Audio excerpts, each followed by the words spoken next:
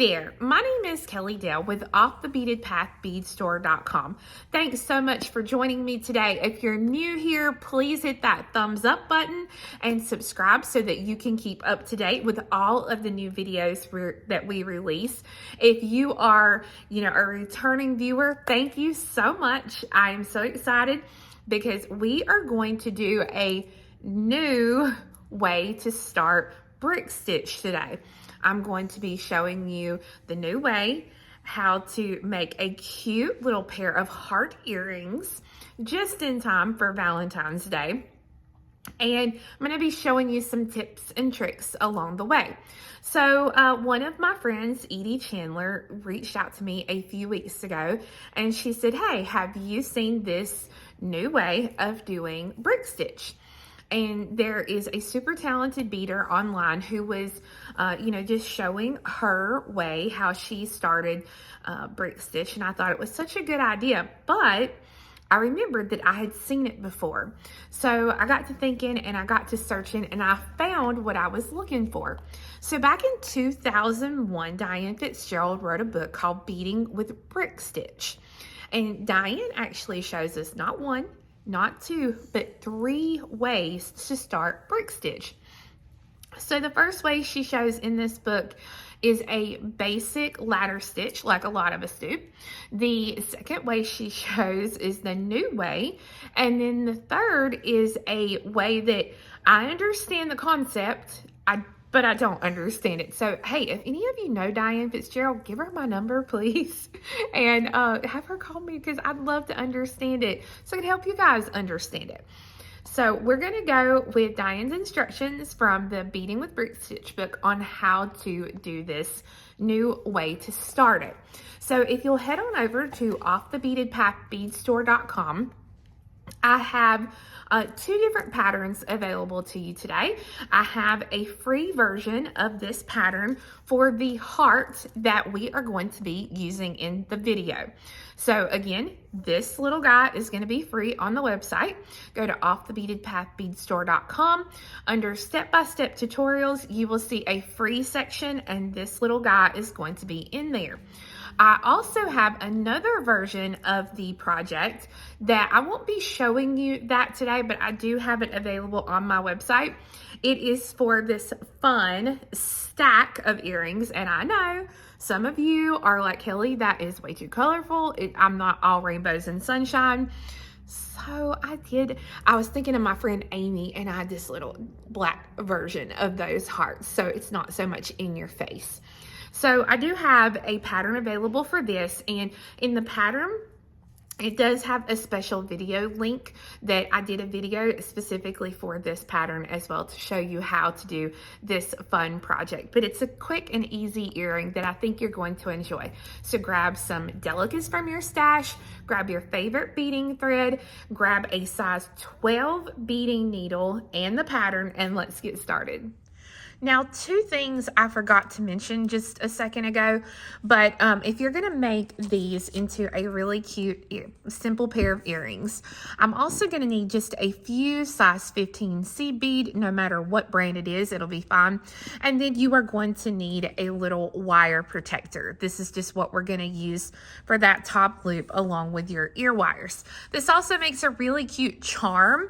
So if you wanted to make a little charm to go on something or a bag pull, you could do that as well. So here is our pattern we're going to follow today. So the way of starting brick stitch in Diane's book is called a double row base.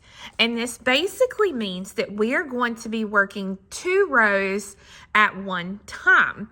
And this is really good because it gives you 2 rows to kind of hold and work with instead of just that one little row that we're going to start with. So I wanted to show you, number 1, when you are starting your pattern, where you will start. So remember, our beads, our first 3 beads are going to sit in a little triangle. Bead 1 will be here. Bead 2 will be here. And bead 3 will be here. So if you're left, right-handed, does not matter. Left-handers normally kind of start on this side. Us right-handers start over here. It does not matter how you do it. But what you want to do is you want to look for 3 beads that are kind of in this little triangle shape. So when I say that, I mean if you look right here, this bottom corner, you've got 1, 2, 3 beads. See right there, we've got that little triangle. So we could start here. We'll come up. So see right here, we've got 1, 2, 3. We could start here. So anywhere we've kind of got this 1, 2, 3 pattern, this little triangle, we can start. Some people like to start here at this point. That way you're doing the widest point. You could do that as well. It's completely up to you. I'm going to be starting down here with this little triangle of beads, and you're going to love this. This is so easy to do at this stitch, so I'm excited to show it to you. So let me get my needle threaded with about a yard of thread, and we will do this little guy. So when we get started, like I said, we're going to start with this little triangle of beads. Now we're doing one color today, but if this was multiple colors, you would have to remember that this bead right here is the first bead we would pick up. This would be the second bead, and then this would be the third bead that we would pick up in that manner. So I have my 3 beads here. I'm going to pull it down, and because I'm deciding to start at the bottom of the piece, I'm going to leave just enough tail thread that I can weave this back through when I'm finished. So I have my 3 beads on there, and I'm going to take the needle and I'm going to pass back down through that first bead again. So I'm not coming around to make a circle. I'm passing straight back down through it so that the needle will be working towards that short tail thread. I'm going to hold it in place, and I'm going to pull the needle all the way through. And how Diane describes it in her book is that we are going to be making a T shape. Now, you may have to make your beads sit where you want them to, but you can see there I have that T shape, and that's exactly what I want. So I have the bottom bead that I'm coming out of now, and then these 2 beads here. Remember, if you're doing a pattern, make sure these 2 beads are laying the correct direction here on your T. So you see the thread is coming out of the bottom. So it's coming out of this bead right here. So the next bead I put on is going to be this bead. So I'm going to pick up that next little bead, and I'm going to pass the needle up through the top bead here. Pull that through. So now I have this bead, and this bead that I started with, and now I just added this bead. So you see I still have 1 more bead on that row. So now all I have to do is pick up 1 bead, and now I come down through the bottom bead. So you'll notice one time I'm adding a bead on the top, and one time I'm adding a bead on the bottom. So I'm going to go ahead and I'm going to work a little bit of a wider row, and then I'm going to rip it out just so that you get the gist of it. So if I had more in the row, I would pick up 1 bead, my bottom bead, because I'm coming out of the bottom, and then I come through the top bead. And when I'm coming out of the top, I pick up the next top bead, and I come down through the bottom bead. We're always picking up the next bead on the row that we're coming out of. So see, I'm coming out here at the bottom. I'm picking up that next bead, and then I'm going through the top bead. Essentially, you're doing a 2-bead peyote stitch, really, is if you wanted to look at it that way, because you've got 2 beads you're starting your peyote with, and you're adding 1 bead per row. That's another way you can look at it. But this little double base row, you see you have something more to hang on to now instead of just a square stitch row. And everything is nice and straight up and down, and nothing's wobbly. And that's exactly what we want. We want something that's easy to work with. So again, I'm coming out of the top. I would pick up the next top bead, and then come down through the bottom bead. So it's real easy there to have those in place. It makes your life a little bit easier. So what I'm going to do now is I'm going to take off to the row that we started with here, and then I'm going to show you what to do next. All right, so I'm back to our 3 bead and 2 beads, just like we have here. Technically, I could take my needle and I could come up through these 2 beads right here, and I could start that next row on the base. The issue is, because this is a very small amount of beads, it's a little wobbly. So instead of doing that, I'm going to just reinforce my piece just a little bit. So I'm going down the middle bead and up through this end bead here, just to tighten these rows up so that everything is good and tight. And then we can go to the next row. So as I get started, as I get a couple of more rows started, I could take my needle and put it on this little thread here and weave it through and then cut it. So never cut it right here, or you may take the chance of your piece coming apart. So we don't want to do that. So, like I said, we have our 3 bead row and our 2 bead row. So our next row in our little heart is an increase row. So our increase row tells me that we pick up 2 beads to start with.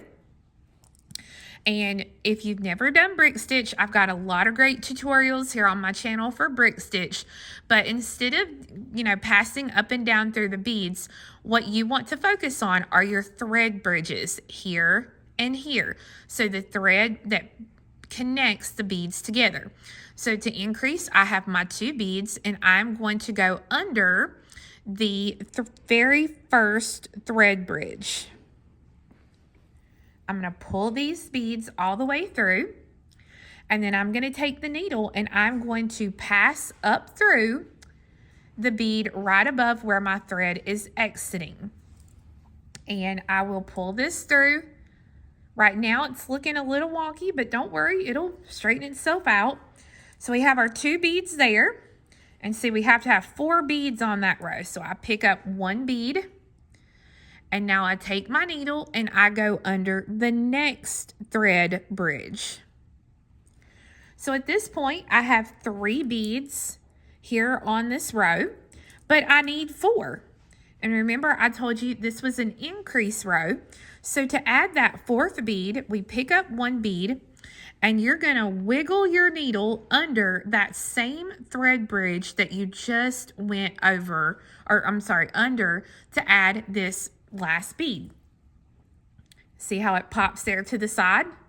And then I'm going to take the needle and I'm going to pass up through that bead. And you be careful not get anything caught there. And now you see we have 3 rows completed. So I can go to my pattern and I can mark off that row and the next. So I'm ready for the next row. The great thing is we have 1, 2, 3, 4, 5, 6, 7, 8, 9, 10, 11 rows that are increase rows, exactly like I just showed you here. So we're going to work another couple of rows, and then I'm going to let you go till we get to that row 11. So again, it's an increase row. So I pick up 2 beads, which are going to be these 2 beads right here. I pick those up, and I'm going to take my needle and I'm going to pass under that first thread bridge there. If they don't sit side by side, I'm going to make them do that, and then I'm going to take my needle and I'm going to pass up through the bead that is right above where my thread is exiting. And I'm going to pull the thread straight up the way that it's coming out of the bead. I know a lot of people tend to have some wobbly brick stitch, and when I watch them, they either pull the needle this way or pull the needle this way or this way. So it's really important you always pull straight up the way that your thread is coming out of that bead. That will help keep it very nice and tight. So now I pick up 1 bead and I go under the next thread bridge here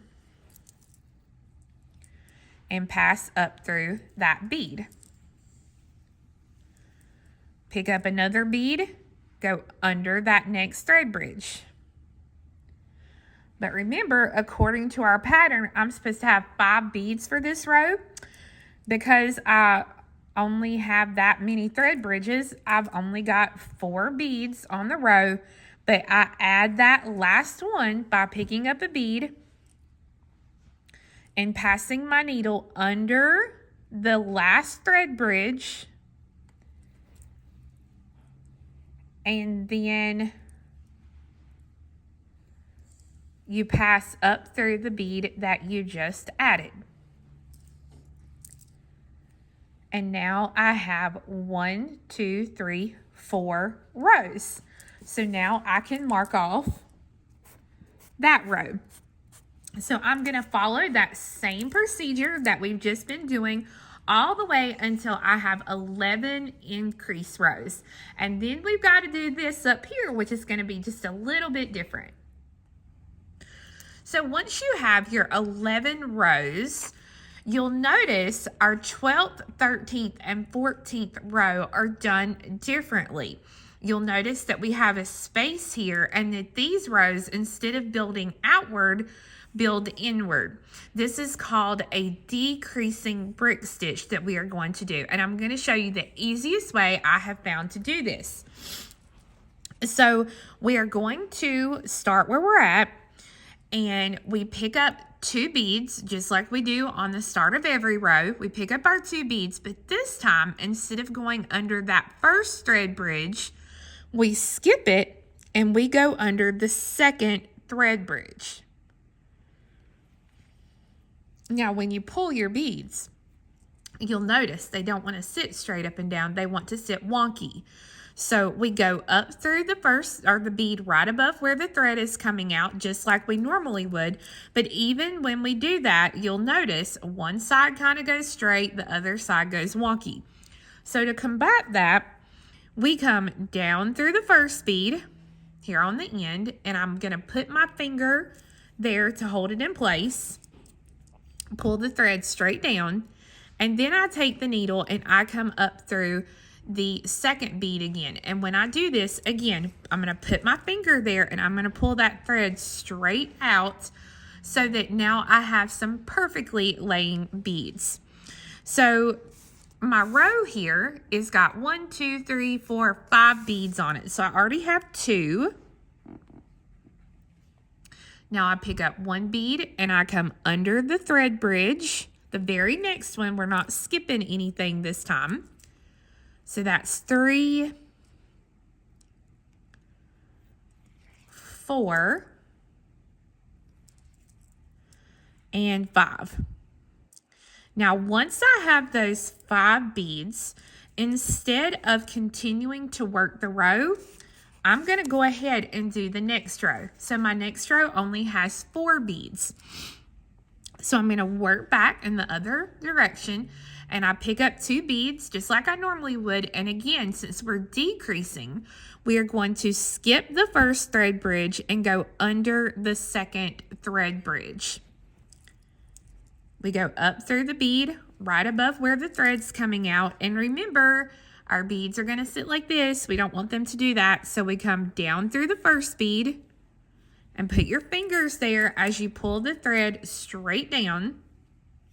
And then we go up through the bead that we were just coming out of, and we pull the thread straight up and down, and it straightens out those beads for us. So we got to have 4 beads. So that's 1, 2, 3, and 4.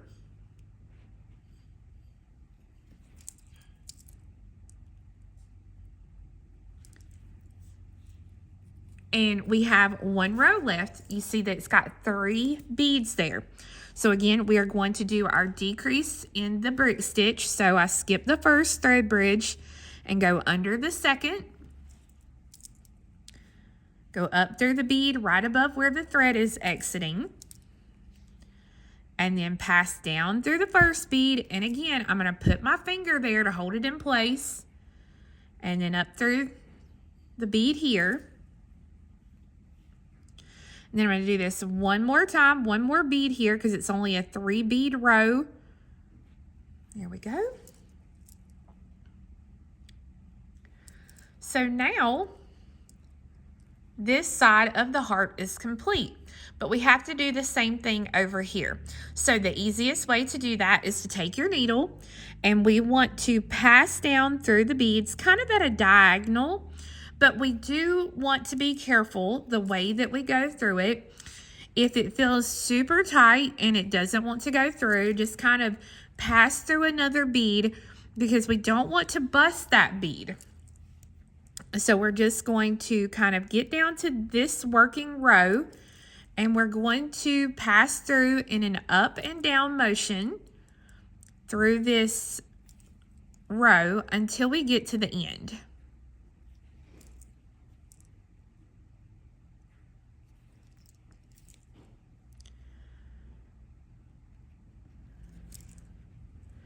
So once we come to the end, now we can do on this side exactly what we did over here. So I'm going to do this first row just so that you can see it, and then we'll go from there.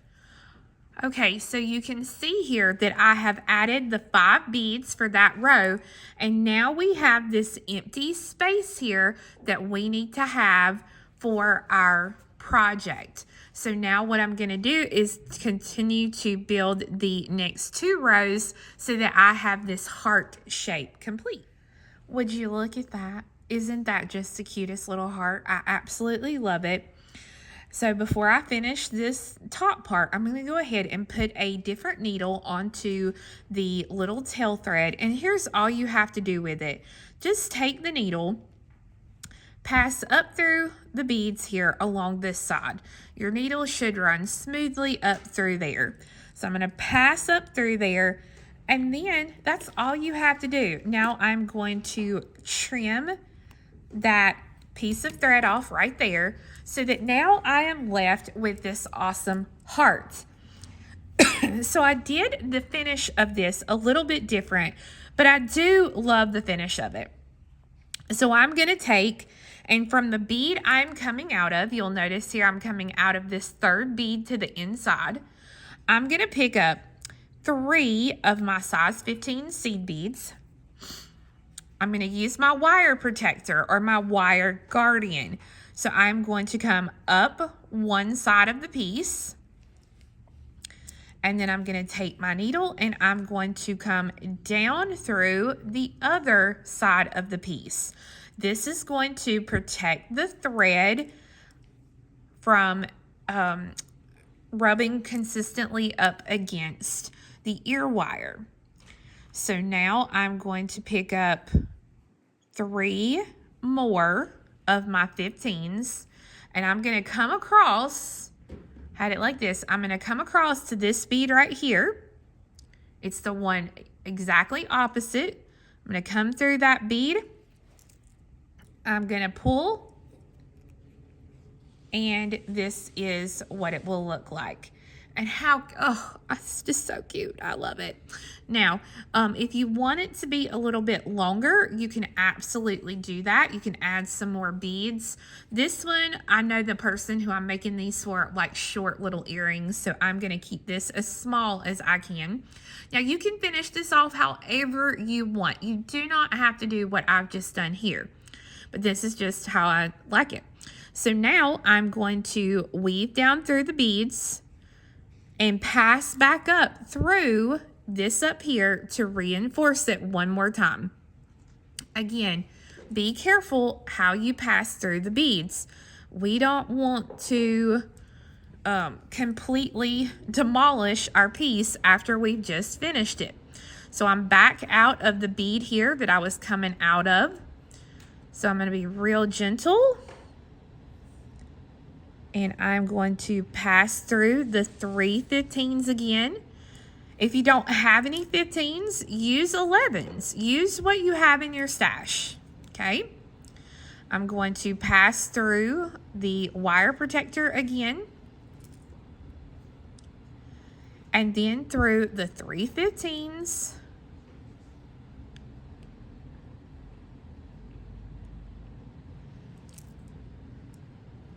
Be Be careful not to get the thread caught. And then I'm going to pass down through that bead that I started this whole little thing with. And then I'm going to work on just stitching through the beads in a manner that will lock the thread in place, but I won't see the thread on the outside of the bead. So see, I was coming out of this bead, I come up through this bead, and now I'm going to come back down through that same bead so that you don't see the thread, and that is locked in place. The same thing here on this next row. I'm coming out of this bead. I'm going to come up through this bead and then down through this one. And I'm going to go ahead and kind of angle the needle so that I can run down through that whole edge here. And I'm going to trim off that thread so that now you have a super cute earring. So we have our little earring complete, and for the ear wire, I'm actually going to attach a little lever back. I love, love, love Valentine's Day, but it comes in the winter time. And we wear a lot of scarves, so we don't want to lose our earrings. So I love these little lever backs for these earrings. Anyone will work, but I just love lever backs for the winter months. So that is how you make the your little heart and attach your ear wire. So I can see these made in all fun colors. And like I said, I do have the patterns available on the website for these as well, that you can make them in stacks. So friends, I hope you enjoyed learning how to make these super cute little heart earrings. I absolutely love how dainty these are. So you can find the pattern for the small heart available on my website, offthebeadedpathbeadstore.com. When you go to the website, go under step-by-step tutorials or step-by-step patterns, and you will see a category for free. I currently have over 90 patterns or info sheets available to you completely for free that you can look at there. Also, I do have the pattern for sale for the stacked hearts, which I think is just super, super, super cute. But this stacked heart pattern comes with, number 1, your pattern, number 2, the step-by-step video for the stacked heart, but number 3, for the rest of this month, in the month of February, if you purchase the pattern for these little earrings, I am personally going to donate half the cost of every pattern to the Alpha 1 Foundation. If you don't know what Alpha 1 is, it is a disease that affects the lungs and the liver. One of my super favorite people in the world, Darlene, her 52-year-old son just passed away due to complications with Alpha 1. And so for the rest of this month and all of February 2024, again, when you purchase the pattern for this, I'm going to donate half of that to Alpha 1. So you're going to be making a difference as well. So hopefully in March, I'll be able to tell you how much we were able to donate to helping find a cure for Alpha 1. So thanks so much for joining me. Come back next week where we're going to have another fun video. Have a wonderful week. We'll see you again next time. Bye-bye.